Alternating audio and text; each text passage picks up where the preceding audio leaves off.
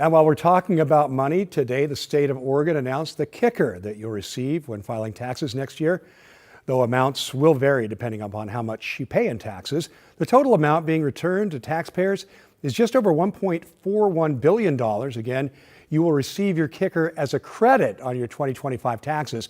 You will not get a kicker check in the mail.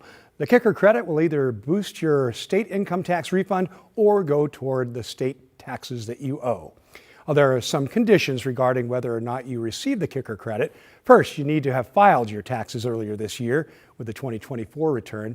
And keep in mind the state can use some or all of your kicker credit to pay outstanding state debt, things like taxes from past years, child support, and court fines.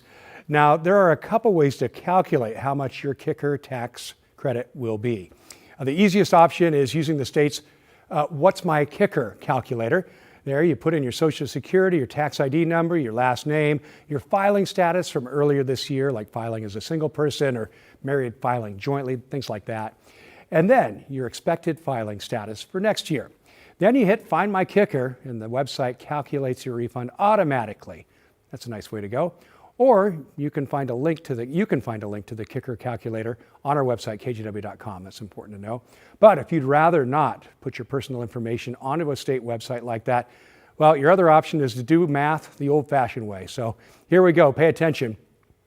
You take your 2024 personal income tax liability before any credits and multiply it by 9.8%.